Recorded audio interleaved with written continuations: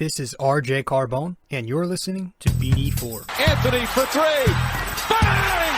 That one goes this down. One by Mattingly. Oh, hang on to the RJ Barrett does it again from downtown. He is just tearing the Orioles It's apart. good. It's good. Randall gets the bounce, and he ties the game. Houston ducks under. Got it. With 8 left. Up and ran, slam the other way for Aaron Judge. Penetrates, creates, and showing some dexterity as well with the left hand. Yankees win. The Yankees win. All right. What is going on, everybody? What's happening? I am your host, RJ-Carbone, and you are listening to episode 347 of the podcast. Welcome to BD4, where there is no better way to get your Yankees and Knicks analysis.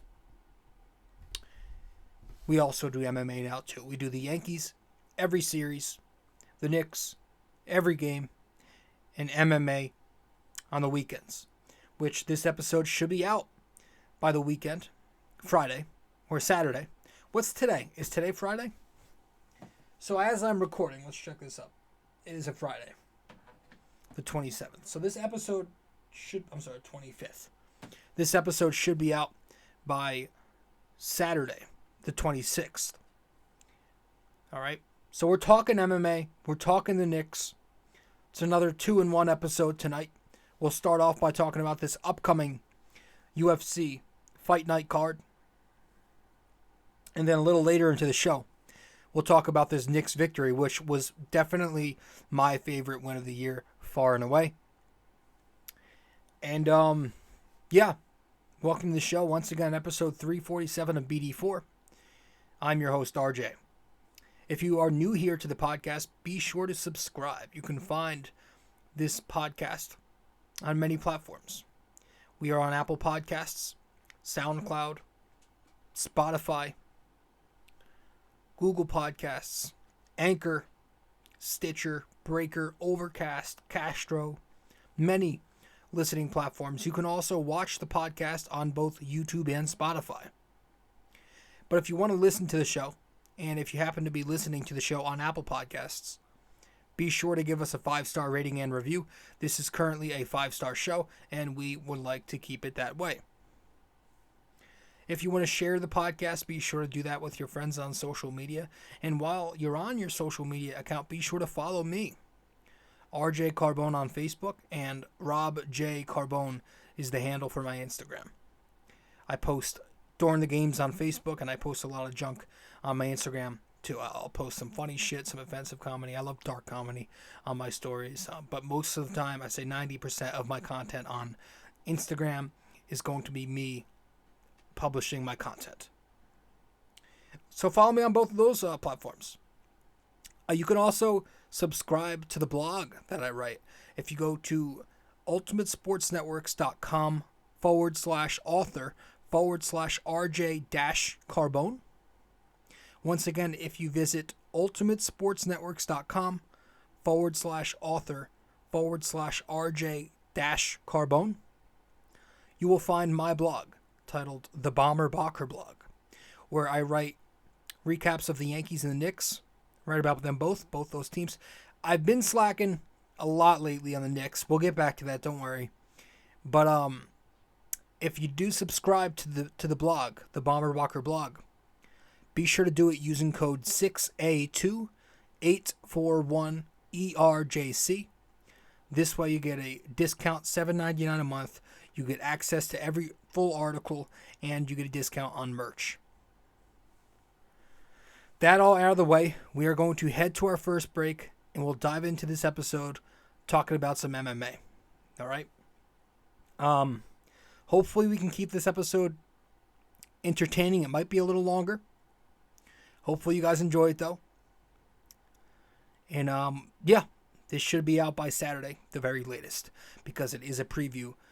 The first part of this episode will be a preview of this upcoming UFC Columbus card.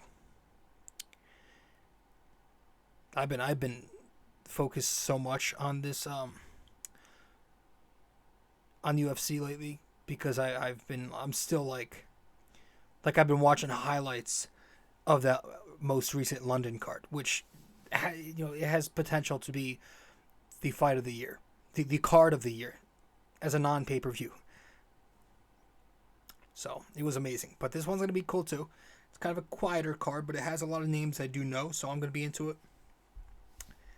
Been scrolling on Instagram all week, just reading up on some of the guys that are fighting tomorrow night. Yeah. So, yeah, we're going to head to break. I don't want this to go too late because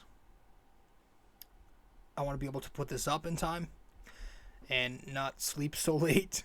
And I'm getting kind of hungry too, to be honest with you. So, I need to sleep that off and not eat late at night because I've been getting some like advertisements on social media, unnecessary ads, just like promoting pizza to me late at night, Chicago style pizza. I was looking at somebody's story on Instagram.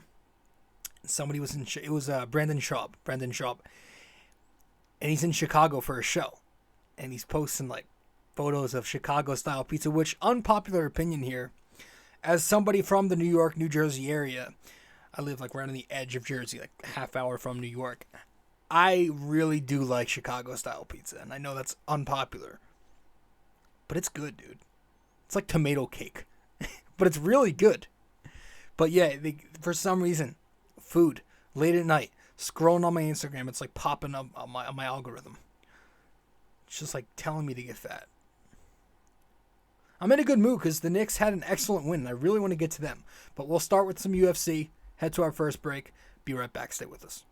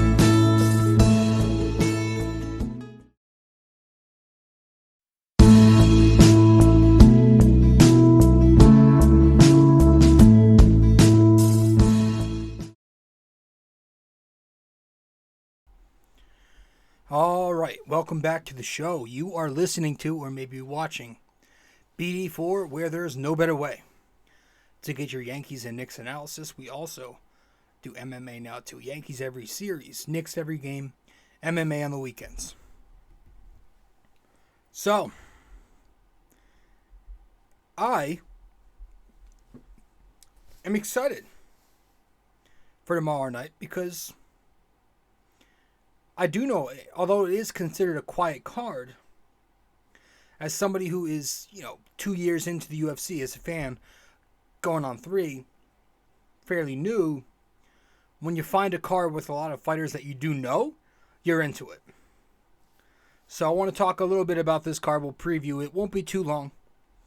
But first, let's start this off with our NYY-NYK-MMA question of the day. And hopefully you cannot hear the dog right now scratching on my door of the studio, trying to come down here. Because it's late at night. Technically, it's past midnight. It's 12:37 in the morning on Saturday, as I am currently recording. And the dog's pissing me off right now because Well, it's a dog. So hopefully you can't hear it barking, screeching, and clawing at the door. Let's talk. Let's get to the NYY-NYK-MMA question of the day to start this thing off.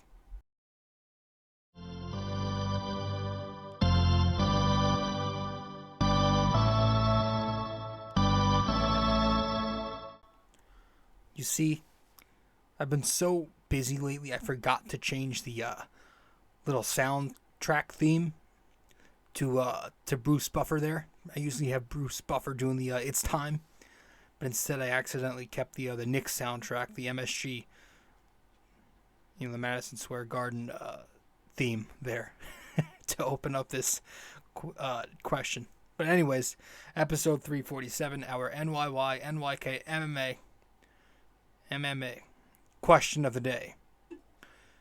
Simple. Who holds the record for the longest win streak in UFC history? Who holds the record for the longest win streak in UFC history? All right, so let me know the answer wherever you can reach me.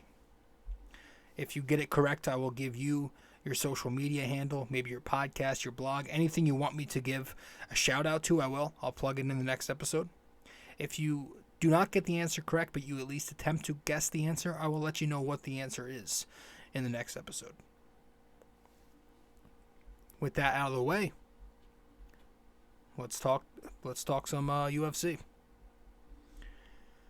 So, yeah, this is one, again, I'm a little excited for. There's the whole, before we even talk about this card, the whole Jorge-Colby thing. I don't even want to talk about that shit. It's like, so basically, if you haven't heard by now, which I don't know where you've been, if you're an MMA fan and you have not heard yet, but long story, very, very short, Colby Covington the other night was with Nelk. I think they're called Nelk Boys now. I was a fan of Nelk when they were Nelk, like YouTube pranksters. And before they blew up and everybody else started hopping on the train. So I was like back in my high school days, I was like into Nelk. But basically, Colby was with Nelk Boys. And he was at some Miami steakhouse. And then he was practically ambushed by Jorge. And they got into a bit of a scuffle. Jorge came up on him without him knowing. There were a couple of videos, and you heard, Colby talking about how he had no idea Jorge was coming, and how did he know I was here? And, the cops come, and they take Jorge away in cuffs. He gets arrested, charged with felony battery or something. But, it's funny, because you hear fighters say this all the time, and I very much agree with it. Bisping said it the other day when he was talking about this incident. Kamaru said it actually on the Nelk Boys Full Send podcast after the Colby fight, how when you spend 5 rounds in the octagon with somebody, beating the pulp out of each other, hate them, love them, you do gain some sort of respect afterwards. Right? You would understand that too. But clearly, obviously, that does not apply with these two. They hate each other as human beings. We could talk about all you want about how Colby puts on this character, but he does hate Jorge, and Jorge, obviously, he takes it personal. He took it more personal. You could tell by the interviews leading up to the fight. He hates him back. And that's the thing, though, with this whole thing. At the same time, it's like Jorge's talking about Colby crossing the line about his family. But, does he not remember the shit talk that he fed Ben Askren about his wife? Does he not remember that? And this is, the thing, this is just who Colby is. We know this. If you're going to play the bad guy role, you are going to play the bad guy role. There is no in between. You're either one extreme or you're another extreme. There's no in the middle, right? And Colby is that guy. There are no such thing as crossing lines when you're in that persona that Colby is. You go to the full length and you play that role. You play the heel. And every sport, I feel like, needs one or two villains. Okay, I just spit. But it's like, yeah, he's going to say shit. You just got to put it aside. I understand getting frustrated about that, but at the same time, you had 25 minutes to do something about that. You had 25 minutes to do something. But instead, you get bitched around in a 50-44. And I like Jorge. I do, man. I like him. I'm a fan of him. But that was very disappointing, dude. Pretty cowardly. You know? This guy who's, labeled as humble decides to sneak attack and come after the dude. Not a good look, especially for somebody who has not won a fight in a few years, since I was just a casual fan of the sport. And the only guy I knew was like Conor McGregor. Like, it doesn't look good. I understand it. Like, if you're like somebody who has been raised in the streets and you have that mentality, I guess. But like, it's not a good look when you consider you lost the fight and you're coming after him because you don't like the way he's talking about your family. But again, one, you do the same thing to Ben Askren when you fought him. And two, right after he was talking shit about your family, again, you had a half hour to do something about it. You did nothing. And then you've got Karen Habib Nurmagomedov on his Twitter account trying to cancel Colby Covington. But you got to think that's not even Habib. That's got to be, what's his name? Ali, right? It's got to be the manager. There's no way that's Habib.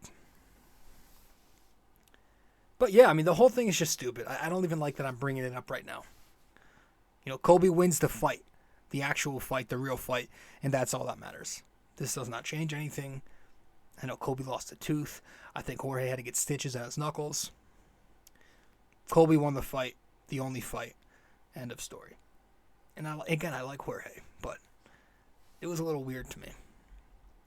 Let's get to our break. We'll get back, talk about this upcoming card. Stay with us. Hey guys, so I've noticed that only a small portion of you who watch BD4 on YouTube are actually subscribed. So if you do enjoy this podcast and maybe you want to be notified when new episodes release, I'd consider subscribing and also hitting that notification bell. This way we can help the channel grow and you won't miss a single episode of BD4. Alright, let's get back to it.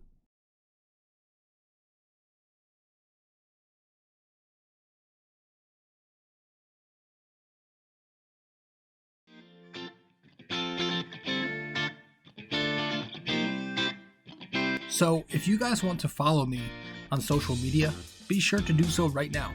I'm on Facebook at rjcarbone, and I'm also on Instagram at rjcarbone. Once again, if you want to find me on Facebook, that is rjcarbone. Instagram at robjcarbone.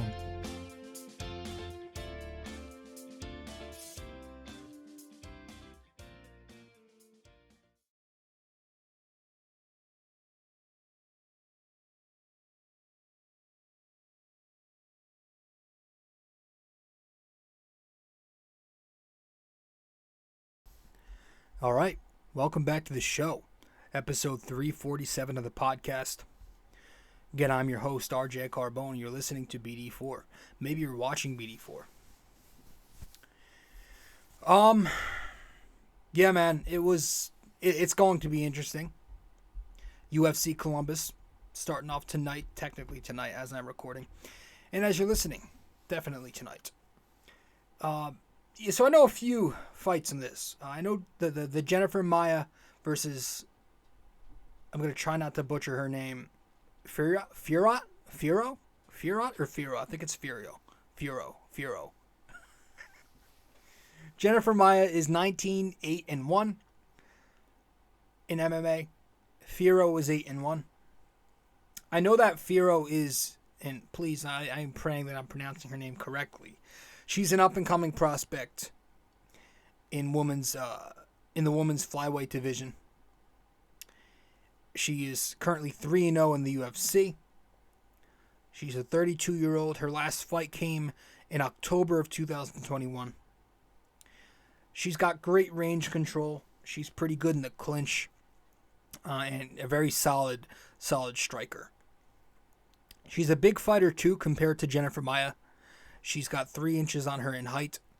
They're the same weight, so obviously. But I don't think Maia,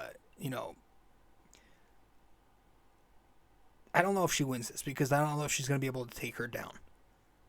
Furo. And Maia isn't exactly overpowering on the ground. Her takedowns aren't that special. She likes to strike.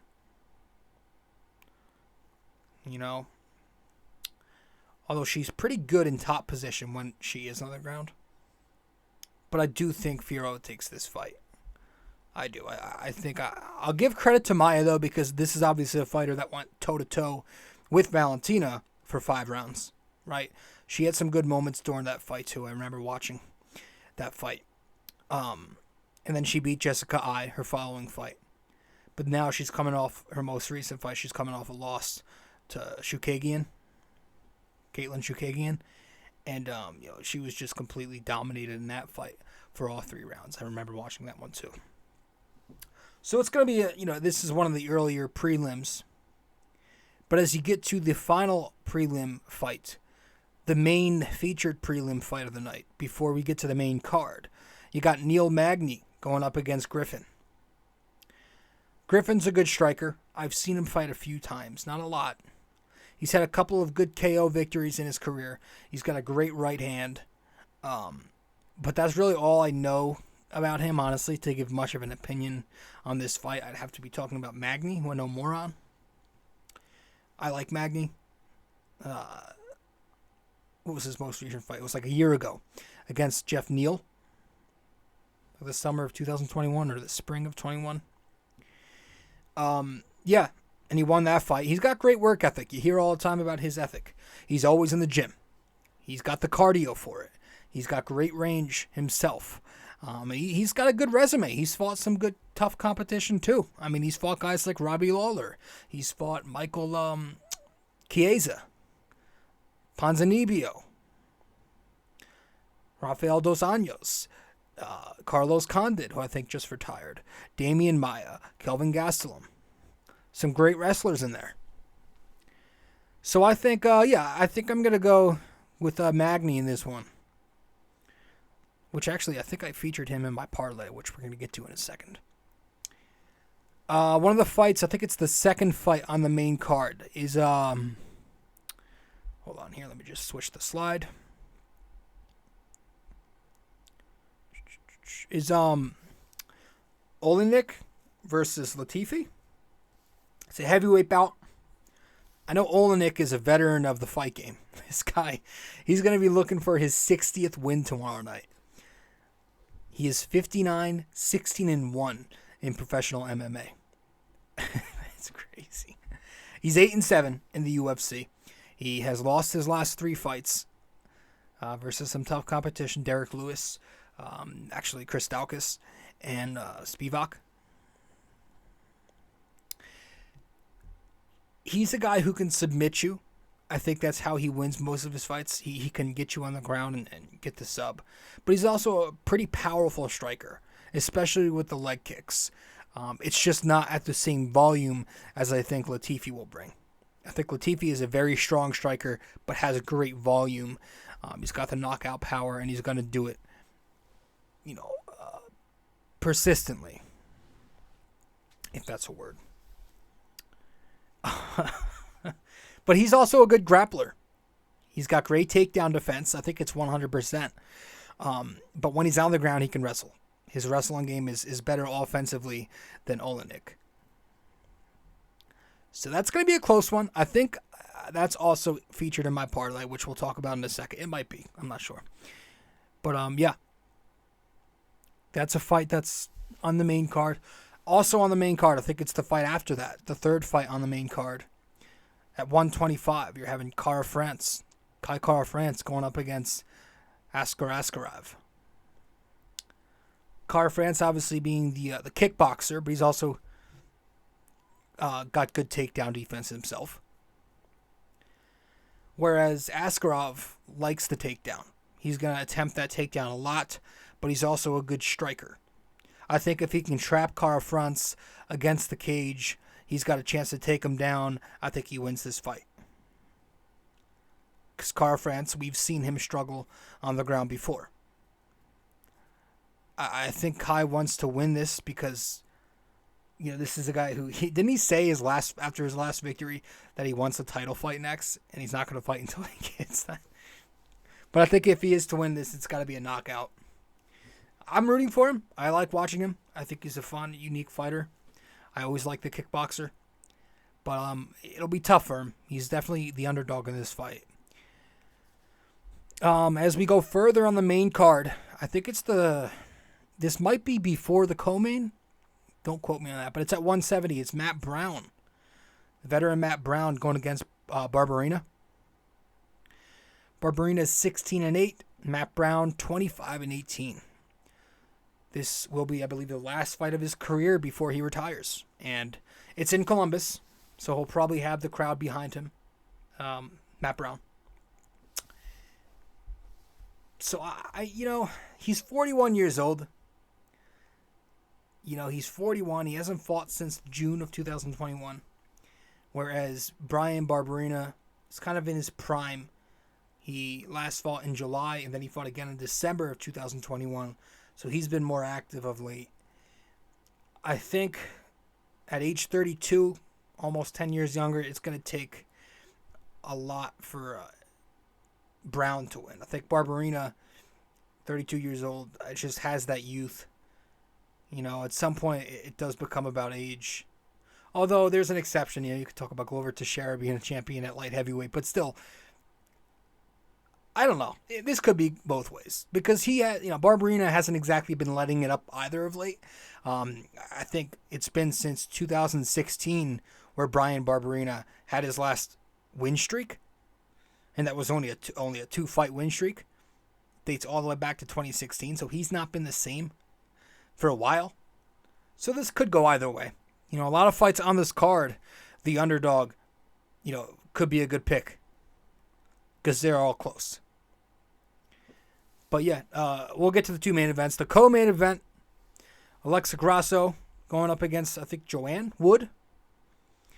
Grasso, I know, she's in her prime right now, and she's kind of got the momentum. She's 13-3 overall in MMA, 5-3 in the UFC, but she's been rolling a bit lately, 2 in a row, 3 of her last 4. Whereas Wood has lost 2 in a row and lost 3 of her last 4, so she does not have the momentum going for her. I think Alexa Grasso is going to win this fight. Overall, I like watching her. She's a very good boxer. She's got the stand-up game. She's great on her feet, very quick on her feet. She's got quick, great hands. So I think she takes that fight. And then we get to the main event, where Curtis Blaydes will be going up against Chris Daukaus. Again, I said it in 346 on the show. I said I'm always going to root for Daukaus because as a former cop, he is, not me. I respect that. He's 4-1 in UFC. He's 12-4 overall in professional MMA. He's coming off a pretty brutal loss against Derek Lewis back in December, so he's looking for one here. He's looking for a win. He can knock you out. Like we said, he's a KO machine. That is how he wins his fights. He is going to knock you out, and if he wants to win, he's going to have to keep moving, and he cannot stay in front of Curtis Blaydes for too long. I think he's going to have to be constantly, dancing out there. Because Blaydes will attack with those elbows. Curtis Blaydes likes to sting you with those elbows. And he's going to finish you with his striking, or he can also out-wrestle you on the ground. We know he's a good wrestler. He's got a few decision wins where he racks up the points on the ground. Curtis Blaydes. he's not a guy who can easily be put out too. So if that's going to be how Chris Daukaus wins most of his fights, this might not be a good matchup for Chris. Blaydes is hard to put out. So that's why I think he's going to struggle. Blaydes has only been knocked out by 2 guys his entire career. And that's Francis Ngannou and Derek Lewis. So one of them being the knockout king, and Derek Lewis, and the other being against the biggest dude in the motherfucking world. A man who can hit you with the same power of a Ford Escort. So, and I think one of those were doctor stoppage because of the eye injury. But yeah, I don't know. The main event might not be a barn burner, but who knows? You never know. Like I said, the underdogs, I feel like this could be an underdog card.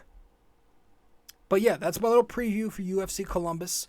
Coming up tomorrow night, or again, technically tonight, as I am recording because it's past midnight. And as you're listening to this, definitely tonight, Saturday, the 26th. So let's head to our break. We get back, we will talk about the Knicks. We'll wrap it up with some Knicks because what a great win that was. We'll be right back. And then we'll be right back. We'll get to our first parlay. Our first RJ's parlay of the night. Then we'll talk Knicks. And we have another parlay we want to discuss. Stay with us. Be right there.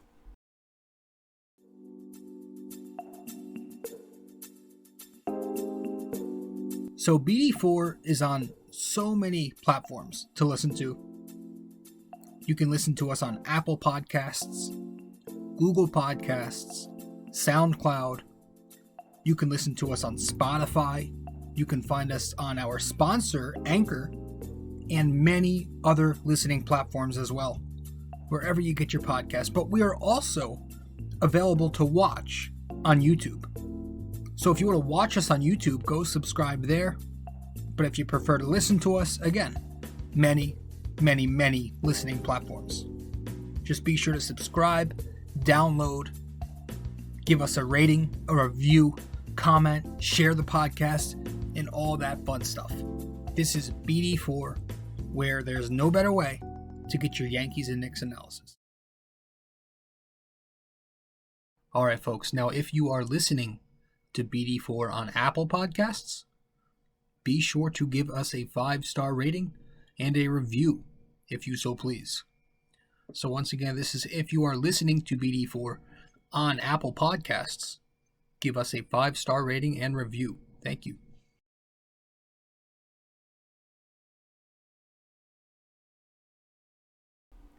Welcome back to the show. I am your host, RJ-Carbone. You are watching or listening to maybe BD4, episode 347 of the podcast. Let's get right to it, man. Let's talk about this Knicks team. Again, if you're new here, be sure to subscribe to the show. All the listening platforms, all the platforms you can watch the show on. Follow me on social media. All that stuff, you know where to find it. Follow my blog. All that stuff. The Knicks picked up a fun victory tonight, man. Very fun victory. And I hope, again, I am sorry if you can hear the dog, because it feels loud to me. Maybe not for you. Hopefully you don't hear this.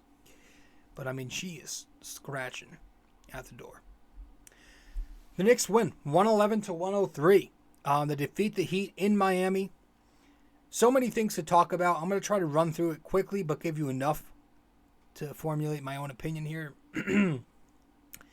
Quickly leads the Knicks with 23 points. On the boards, you've got RJ and Obi, 8 rebounds, leading the way there. Deuce leads the way. Deuce McBride, diamond out 5 assists. He'll lead the way. You had Fournier, IQ, and Deuce again, leading in a category with 2 steals to propel that defense. Sims and Taj pick up a block apiece. Sims got the start. Mitch came off the bench tonight. But what a damn win. I mean, what a win that was. That was an exceptional effort that the Knicks put together. And by who? By the kids. By the guys we've been advocating for all season long. And it takes until, maybe a week's worth of games left in the season for them to finally get their fair share burn. That closing unit, most of the fourth quarter, it was 4 prospects and 1 vet. 4 prospects, 1 vet. No Julius tonight again. And with Julius, I'm sorry to say it, but you do not get that kind of speed. You do not get that kind of quick decision-making on both ends of the floor with him out there. You just don't. You don't get that effort. This unit right here that we saw tonight was fearless, playing with heart and effort, and just had this resiliency to them that you absolutely adored. I was nervous there at the end because this is Thibodeau, and every time a whistle blew, every time I heard a horn, I was very scared I was going to see number 13 check into the game at the end there. But he didn't. To give Tibbs some credit, he stuck with what got him there, and that was the prospects, the youth, the young players. That fourth quarter was phenomenal. Phenomenal fourth quarter. The help defense was on point. The rotations were very timely. The hedging was on point. Guys knew where to go at the right time. Offensively, we were generating some excellent looks, and this time we were hitting the shots. We were finally knocking down our three-point shots.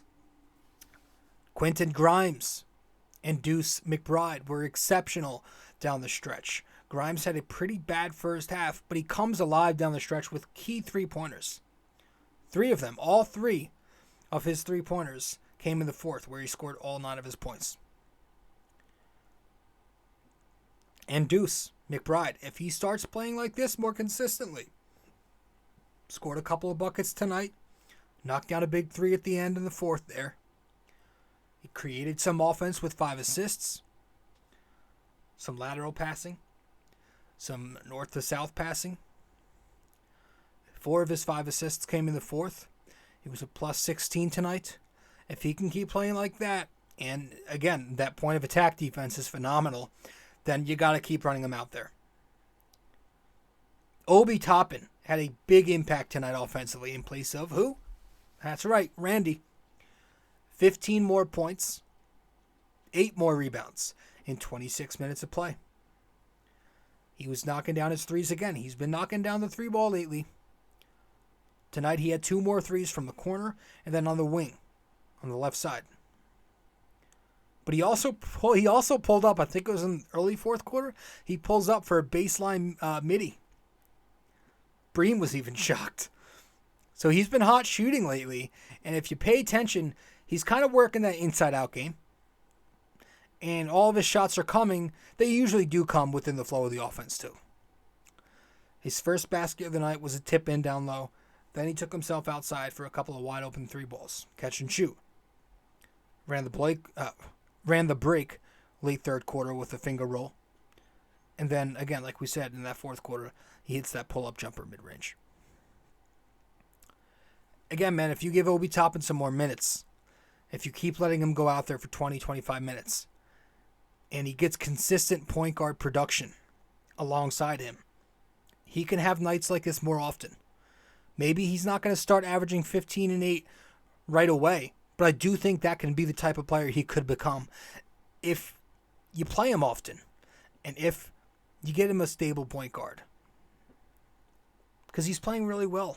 I love the way he plays. The way he plays is the way I want every Knick to play. I want every Knick to be able to cut off the ball, to be an aggressive roll man, to not be ball dominant, and to play hard on defense. He's not the greatest defensive player yet, but he makes his rotations, he makes them, and he plays with effort.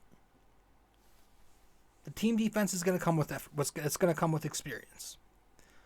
But I do love the way he's playing offensively, and I think that can at least develop into a consistent part of his game.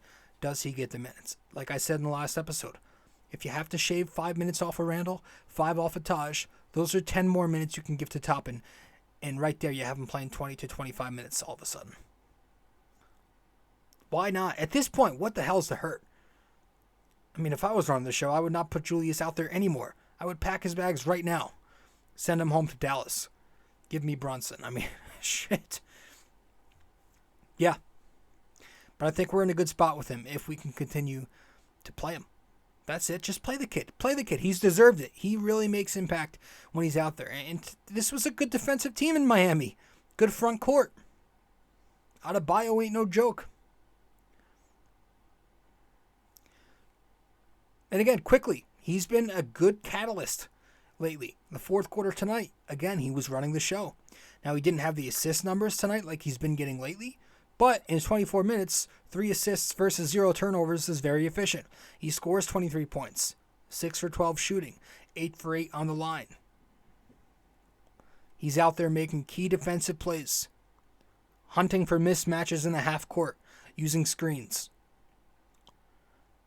Down the stretch, the big 3-point shots, the free throws that were not overturned, thankfully. He ends up hitting them both, and then the very next possession, he gets the steal and then the finish in transition. I love the way he's been playing. Defensively, he's running point guard. Offensively, love it. I'm not giving up on him yet as a playmaker either. I'm not. I still think he's got a chance to be a decent point guard. Jericho Sims. This kid looks promising, man. Not lying to you. 6 points tonight, 7 rebounds, 2 assists, a block in 28 minutes. 3, and I mean huge, outstanding rebounds down the stretch. He was working the glass like a young Tyson Chandler. One of them especially was big. You had Emmanuel quickly missing a 3-point shot, I think from the right wing. Sims grabs the board, I think ends up in RJ's hands, who gets fouled. It was a big rebound. And RJ had 18 points tonight, 8 rebounds, 4 assists. He didn't have a great night, 5 for 17. His ball control was pretty poor too. He had 5 turnovers, and I think all of them came in the first half. It was a pretty dreadful first half for RJ. Most of it was the first quarter, which was really bad. But he was settling for way too many threes tonight. I think he was 2 for 10. I just thought he had to be more aggressive and attack the hoop. There was none of that tonight. You didn't really see him attack the hoop. The majority of his shots were just chucks from 3. But you're starting to see him, a big part of him not being aggressive is because as the number 1 guy now, especially without Randall out there, you're starting to see him have to adjust to the double team. He's getting a lot of those doubles. They're trapping him early at the top. So he's going to have to adjust to that. Defensively, he was kind of getting cooked by Butler, not going to lie. I think Butler finished with 27, I think. So he didn't play a ton down the stretch because it wasn't his night. But he did, got to give him credit, he did check in late. He came in, and that was on that Sims possession where he got the board, passed it out to RJ, and RJ gets fouled. He did knock down some important free throws, so you got to give him credit there. Taj Gibson played a big role down the stretch. There was that one big stop he had on the perimeter, which played a big role. But yeah, it was just an all-around great win for the Knicks. Again, it was my favorite. It was definitely my favorite win of the season. You got to love the way the prospects played. They led the victory. And remember, at the Garden last time we played the Heat, you were hearing the Let's Go Heat chants. Well, tonight, if you were watching, you heard it. In FTX, is it FTX Arena? You were hearing the Let's Go Knick chants. Honestly, man, Julius can take his time. Rest up, pal. Please. Please. Because I would love to get an even longer look at this current unit right here. Again, it's not about tanking, guys. Never been about tanking with me. I just want to see the kids get their opportunities. And if they can win with that, that's even better. I'm not worried about the draft. No Knick fan should be, given our luck in the lottery. But yeah. And if you heard the post game, I don't know if anybody watched Tibbs in the post game. But this is why he's been rubbing me the wrong way all season long. Talk about, we always poke fun at him being this stubborn boomer. This is literally a stubborn boomer who hates this generation. Dude, it's literally him. I mean, this is a win.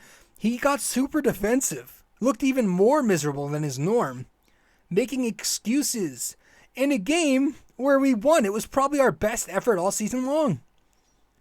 He was undoubtedly upset that we won this game, and I'll tell you why. He's upset because we won with the young players and not because of his way. I was stunned. But at the same time, not really, because that's who he's been. I mean, he may as well have said it out loud to the press. I'm pissed off that we won because of the youth and not the veterans. If he could have checked Randall into the game, he would have done it. That's why I was so shocked that Fournier did not check in. It was so frustrating. It was like, really, dude? This is our best win of the year. Let's head to break. One more break. We'll wrap this up with two. We got two parlays to go over tonight. RJ's parlay. All right, stay with us. We will be right back. Hey, guys. I hope you're enjoying this episode. But first, I also want to let you know I have another blog. The blog I'm writing for is on ultimatesportsnetworks.com, titled The Bomber Bacher Blog. If you want to go subscribe to this blog, you should do so using my promo code 6A2841ERJC. Using that, you'd get a discount, $7.99 a month, to get the best Knicks and Yankees opinionated content around. Once again, guys, the Bomber Bacher Blog on ultimatesportsnetworks.com using promo code 6A2841ERJC, $7.99 a month.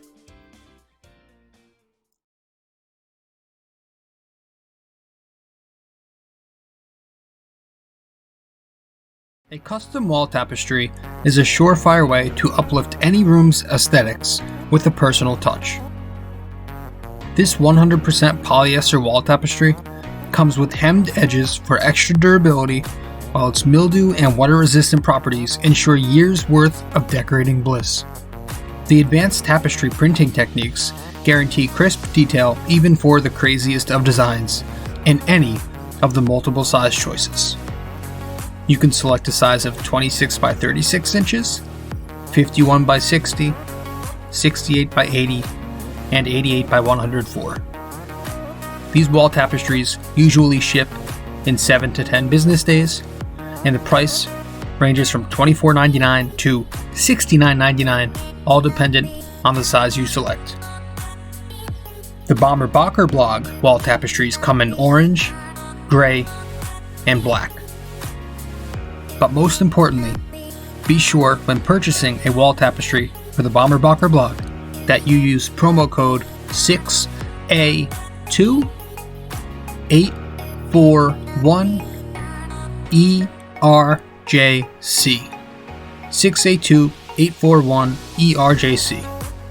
Just go to ultimatesportsnetworks.com and click on the Shop MVP tab, searching the Bomber Bacher Blog. And there you have it.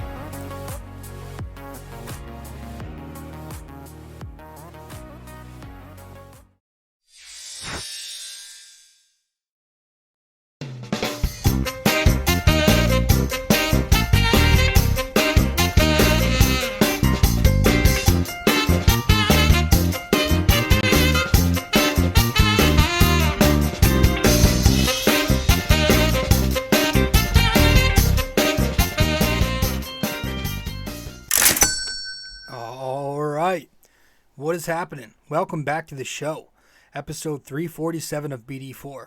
I am your host, RJ-Carbone.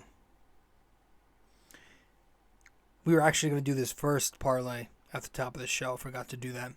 But here we go. Anyways. Welcome to RJ's parlay, where my degenerate self breaks down tonight's big parlay. If I miss, it's not surprising. If I hit, I'll probably lose it all tomorrow night, because that's how this works.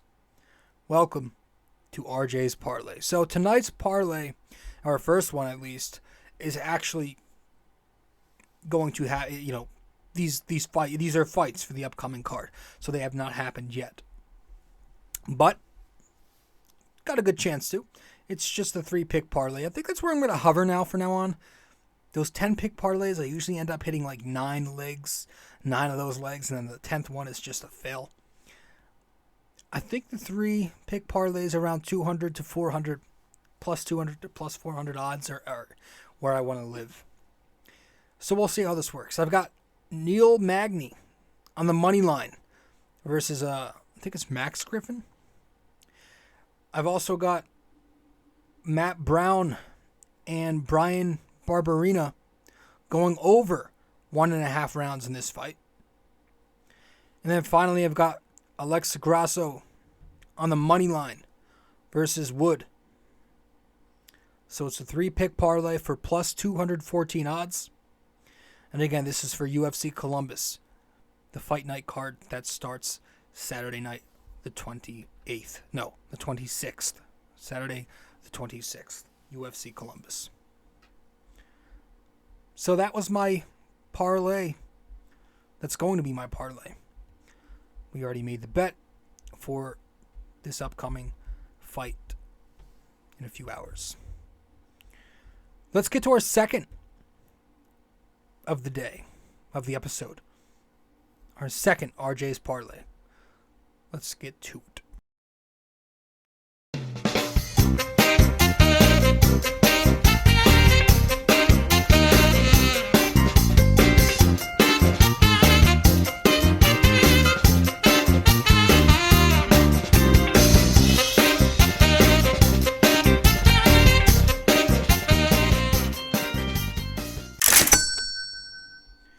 So actually, this parlay is ongoing, or at least that final one is. I got to check if that game might be over. But yeah, welcome back. Should we do the intro again? Let's do it. Welcome back to RJ's Parlay, where my degenerate self breaks down tonight's big parlay. If I miss, it's not surprising. If I hit, I'll probably lose it all tomorrow night, because that's how this works. Welcome to RJ's Parlay. This parlay, we did most of it featured tonight's Knicks Heat game. We had the first pick on this parlay was the Knicks plus 18.5 alternate spread against the Heat on the road. They covered that because they won.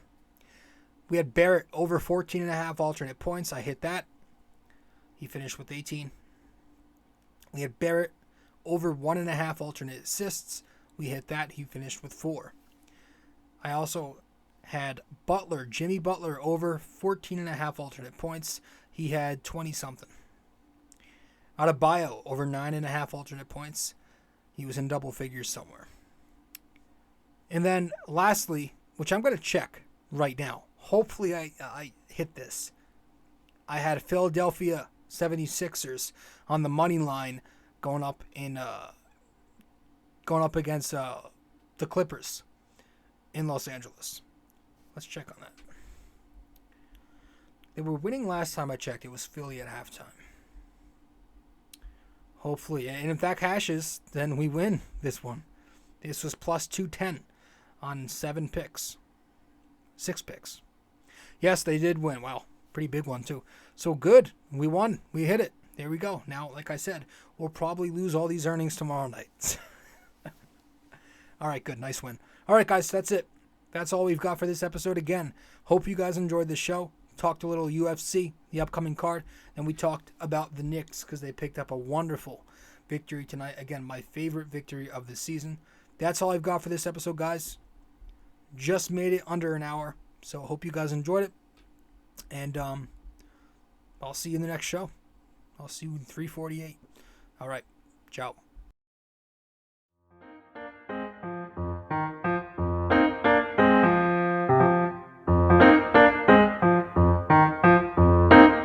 This podcast is brought to you by Anchor. It's the best way to make a podcast. Download the Anchor app or go to anchor.fm.